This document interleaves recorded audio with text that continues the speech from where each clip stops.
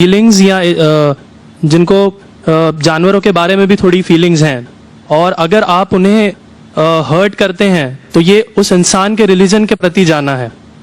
तो मेरा ये मानना है कि भगवान कुछ नहीं है, सिर्फ एक यूनिवर्सल ब्रदरहुड का माध्यम है ताकि एक भगवान को हम पूजें या इबादत करें और इसके थ्रू हम यूनाइट हो जाएं।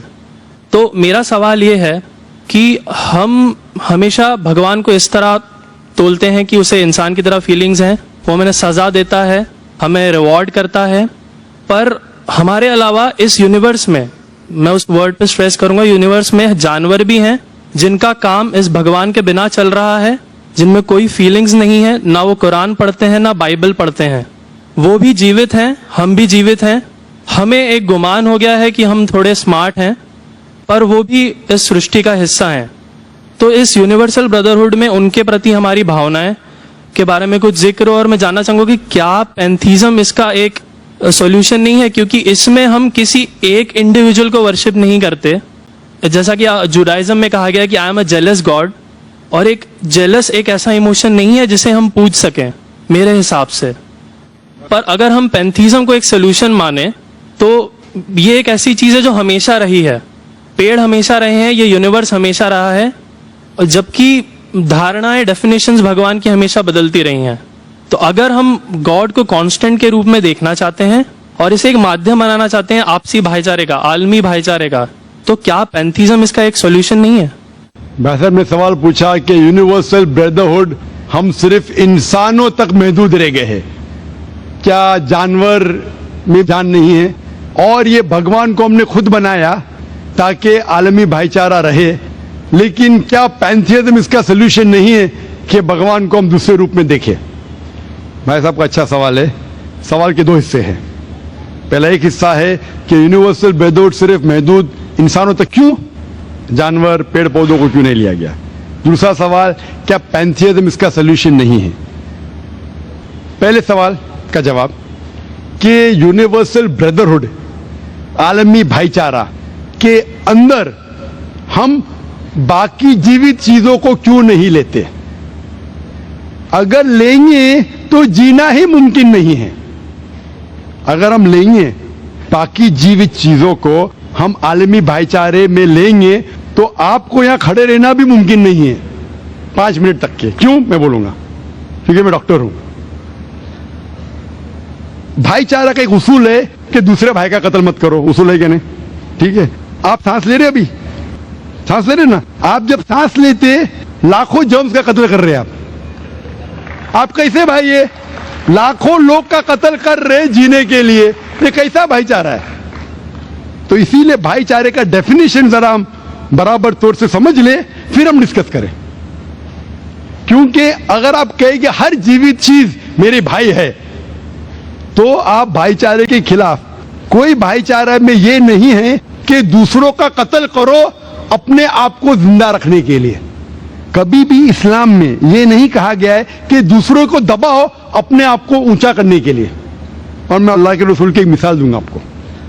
अल्लाह के रसूल फरमाते हैं, आप जब देखते हैं एक खजूर का दरख्त, पाम ट्री, वो एक मोमिन की मिसाल है, मुस्लिम की मिसाल है, तो साहबा सोचते हैं इसका क्या मतलब? क्यों एक खजूर का दरख्त, पाम ट्री को मुस्लिम कह रहे? समझ में नहीं उनको। आज हम जानते हैं, उस टाइम अल्लाह के रसूल ने कहा, कोई भी पेड़ पौधे जब भी बढ़ते ऊपर, वो क्या करते हैं? आजू बाजू पेड़ को हटाते हैं, फिर ही बढ़ते हैं, नीचे जाते हैं, अपने पौधों को, रूट्स को एक्सपैंड करते हैं। इसीलिए आप देखेंगे म्युनिसिपैलिटी क्रैक्स को तोड़ती है, मजबूत करे। क्यों? वो पेड़ बढ़ता है तो क्रैक हो जाता है, फिर से टाइल लगाते हैं। जितना पौधा बढ़ता है, जितना पेड़ बढ़ता है, उतना आजू बाजू नुकसान करता है। एक वाहिद दरख्त है पाम ट्री, जो जितना ऊंचा जाता है दूसरे को नुकसान नहीं पहुंचे, सीधा जाता है। बाकी लोग यहां जाते हैं, वहां जाते, इसके घर में घुसते, उसके घर में घुसते, ऊपर जाते सीधा, किसी को तकलीफ नहीं देते, नीचे भी जाते सीधा, आजू बाजू घूमते नहीं। अगर आप अपने आप को बड़ा बनने के लिए दूसरों को दबाएंगे, ये मुस्लिम नहीं। तो अगर मैं मानूं आपकी बात को कि हर जीवित इंसान को भाईचारा करूं, तो मुझे जीने का हक ही नहीं, किसी को जीने का हक नहीं है। लेकिन उसका मतलब यह नहीं कि हम दूसरे जीवित लोग को तकलीफ पहुंचाए जानबूझ के। इसीलिए इस्लाम में जब मोहम्मद सल्लल्लाहु अलैहि वसल्लम पैगाम दिए अरब देशों में, अरब मुमालिक में, तो लोग ने कहा ये कैसा इंसान है।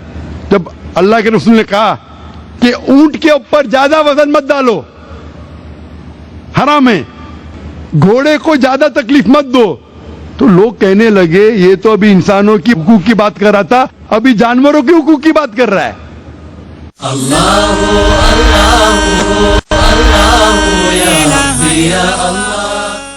अल्लाह के रसूल फरमाते जब एक शख्स आग उगाता, बोलते आग को बुझाओ, क्यों? उधर चींटियां मर रहे हैं। उसका मतलब जानबूझ के कोई भी जीवित चीज को मारना हराम है, सिर्फ अनजाने में इजाजत है या जिसकी इजाजत खुदा ने आपको दी है, जिसकी इजाजत दी है खुदा ने। मिसाल के तौर पे मनुस्मृति में चैप्टर नंबर 5 श्लोका नंबर 21 में लिखा है कि खुदा ने कुछ जानवरों को बनाए खाने के लिए और किसको खुराक बनने के लिए, some to be eaten some to eat. अगर वो खाने वाला जानवर दूसरे जानवर को खाता है जिसको खुराक के लिए बनाया है तो कोई गुनाह नहीं है। मनुस्मृति चैप्टर नंबर 5 श्लोक नंबर 30 में अगर आप उस जानवर का कत्ल करते जो खाने के लिए बनाया गया तो आप गुनाह नहीं कर रहे।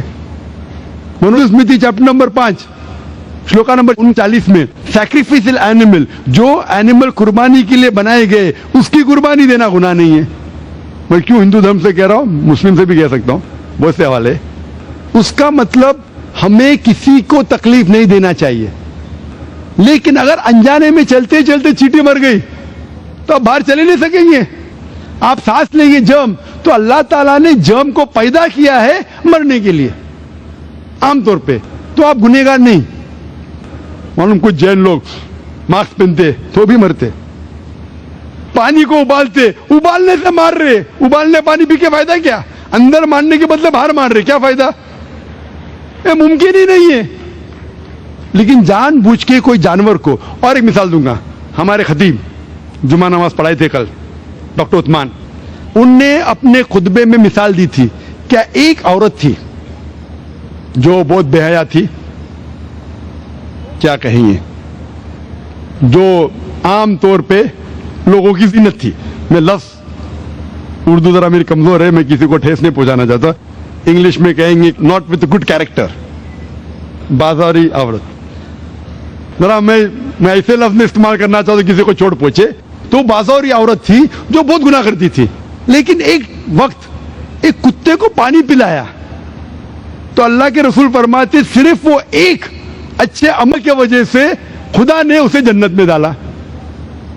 बाजारी औरत गलत काम करती है, जिना करती है, एक अमल क्या की, एक कुत्ते को पानी दी, इंसान को नहीं कुत्ते को, और अल्लाह उसे जन्नत में डालता है। दूसरी तरफ एक अच्छी औरत, नेक औरत, लेकिन एक बिल्ली को बंद करती है, चेन करके रखती है, उसकी आजादी को कैद करती है, अल्लाह ताला उसको जहन्नम में डालता है, नरक में डालता है। इसे कहते हैं जानवरों के हुकूक। मतलब जानवरों के भी हुकूक इस्लाम में हैं। अल्लाह के रसूल फरमाते कि चिड़िया की जान भी मत लो बिना वजह, चिड़िया स्पैरो, आप पढ़ेंगे कुरान में और हदीस में कई इसके पर लेक्चर। तो इसलिए हम मानते हैं कि जीवित चीज का हमें एहतराम करना चाहिए, उसके रूल रेगुलेशन है। बोलेंगे सब जीवित चीज मेरे भाई है, नहीं भाई सब भाई नहीं है। अभी कुछ लोग इतना करते, कुत्ते के पीछे हर महीने लाख रुपया खर्चा करते। अरे गरीब लोग मर रहे, लाख रुपये से 10 घर हर महीने लाख रुपया अपने पूडल के ऊपर डालते हैं। लाख रुपये से कम 10 घर तो चलेंगे ना महीने, 20 घर चलेंगे बंबई में, हाँ के नहीं? वो 20 घर को संभालो ना, एक पूडल को संभाल रहे। ये किधर का इस्लाम है?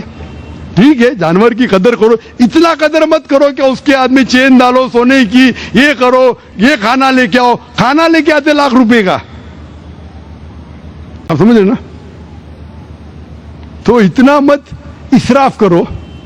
इस्लाम के अंदर सिखाया गया है कि भाईचारा जो मैंने जिक्र किया, बट जानवरों को भी देखो और उसके साथ अच्छा बर्ताव करो, बिना वजह किसी जानवर का कत्ल मत करो। ये आपका सवाल था। आपका दूसरा सवाल इसके अंदर जवाब हो गया। आप कहते हैं कि पैंथियज्म, सबको खुदा मानना इसका जवाब है। उसका जवाब में कहा था, हमारे भाई जो अवतार सिंह थे ना, उसने कहा था पैंथियज्म, सब कुछ खुदा है, सब कुछ खुदा है। इससे क्या होता है कि सब कुछ खुदा है, मतलब अगर आप सबको खुदा मानते, चोर को भी खुदा मानते, डाकू को भी खुदा मानते, खुदा का मतलब उसका कहना मानना, बराबर कि नहीं, उसकी इज्जत करना, उसकी इबादत करना, वो जो कहता है उसकी बात मानना। तो आप अगर वो चोर को खुदा बोलेंगे, वो बोलेगा चोरी को, आप चोरी करना शुरू करेंगे। वो बलात्कार करने वाला कहेंगे आपसे, आप उसको खुदा बोलेंगे, चल मैं बलात्कार कर, आप करेंगे? करेंगे? तो इसी तरह ये इलॉजिकल है। खुदा एक है और सिर्फ उसकी इबादत करना चाहिए। और ये जो फिलॉसफी है, फिलॉसफी जो आप बोल रहे किधर से आई, इसे कहते हैं एंथ्रोपोमॉर्फिज्म। क्या कहते हैं? एंथ्रोपोमॉर्फिज्म, मतलब गॉड ने हर चीज की शक्ल हासिल की। और इसके अंदर एक फिलॉसफी है कि खुदा इतना पाक, इतना नेक, वो जानता नहीं कि किस तरीके से इंसान को तकलीफ होती है। और ये एंथ्रोपोमॉर्फिज्म जो फिलॉसफी है, खुदा अलग अलग चीज में शामिल होते हैं। और कई मजहब इस्लाम के अलावा, कोई मजहब कहता है कि खुदा एक बार इंसान का रूप हासिल किया, कुछ मजहब कहते हैं अनेक बार। और उनकी लॉजिक है कि खुदा इतना पाक, इतना नेक, इतना महान, उसे पता नहीं इंसान की तकलीफ क्या है, इंसान को किस चीज का बुरा लगता है। इतना नेक, इतने पाक, इंसान को दर्द कैसा होता है, इंसान को तकलीफ कैसा होती है। तो ये खुदा जो नेक और पाक है, जानने के लिए इंसान के उसूल क्या होना चाहिए, वो इंसान का रूप धारण करते हैं। ये फिलॉसफी है एंथ्रोपोमॉर्फिज्म की। ऊपर से लगता है बहुत लॉजिकल है, खुदा इतना नेक, इतना पाक, इतना दयालु, वो जानता नहीं बेचारे इंसानों की क्या तकलीफ है, क्या मजबूरी है, क्या मुश्किलात है। तो इंसान का रूप धारण किया लिखने के लिए, क्या इंसान के लिए अच्छा है बुरा है। ऊपर से देखे तो बहुत अच्छा लगता है, लेकिन तहकीक करेंगे मंतिक से तो एकदम ही गलत। मिसाल के तौर पे, अगर मैंने एक डीवीडी प्लेयर बनाया, डीवीडी प्लेयर, क्या मुझे जरूरी है कि मैं डीवीडी प्लेयर बनूं ये जानने के लिए डीवीडी प्लेयर के लिए क्या अच्छा है क्या बुरा है? जरूरी है? नहीं। मैं एक इंस्ट्रक्शन मैन्युअल लिखूंगा कि डीवीडी प्लेयर को प्ले करने के लिए डीवीडी डालो, प्ले का बटन दबाओ, स्किप करने का स्किप का बटन दबाओ, स्टॉप करने का स्टॉप का बटन दबाओ, पानी में मत डालो खराब हो जाएगा, ऊपर से मत फेंको खराब हो जाएगा। मुझे डीवीडी प्लेयर बनने की जरूरत नहीं। इसी तरीके से खुदा हमारा खालिक है, हमारा बनाने वाला है, हमारा पैदा करने वाला है, उसको इंसान बनने की जरूरत ही नहीं। वो क्या करता है? इंस्ट्रक्शन मैन्युअल लिखता है, इंसान के लिए क्या अच्छा है क्या बुरा है, क्या खाना चाहिए क्या नहीं खाना चाहिए, कैसा इबादत करना चाहिए। और इस खुदा का आखिरी इंस्ट्रक्शन मैन्युअल है कुरान। इस ईश्वर, इस भगवान, इस अल्लाह, इस खुदा का आखिरी इंस्ट्रक्शन मैन्युअल है कुरान। इस कुरान मजीद में लिखा है आपके लिए क्या अच्छा है क्या बुरा है, किस तरीके से जानवर से अच्छा बर्ताव करना चाहिए, किस तरीके से भाईचारा बढ़ना चाहिए, किस तरीके से गरीबों की मदद करना चाहिए, सब लिखा है इसमें। खुदा को खुद इंसान बनने की जरूरत नहीं, क्योंकि वो हमारा खालिक है, हमारा मालिक है। तो इसीलिए ये पैंथियज्म फिलॉसफी इज टोटली रॉन्ग। और वेद में किधर नहीं लिखा है, आप जाएंगे दूसरी किताबों में लिखा है, आप अगर देखेंगे मेरी कैसेट हिंदुइज्म एंड इस्लाम पे, लेकिन वो किताबें वेद से ऊंची नहीं है। वेद में सिर्फ लिखा है तौहीद के बारे में, एक खुदा के बारे में, एक कम सत्य विप्रा बहुधा वेदांते, खुदा एक है, उसको नाम इरादा दे सकते आप, लेकिन खुदा एक है, उसकी सिफत आप बयान कर सकते हैं। और वो एक खुदा है न तस्य प्रतिमास्ति, उसका कोई अक्स नहीं है, ना कोई पिक्चर है, ना कोई पेंटिंग है, ना कोई मूर्ति है, ना कोई स्टैच्यू है। Hope that answers the question.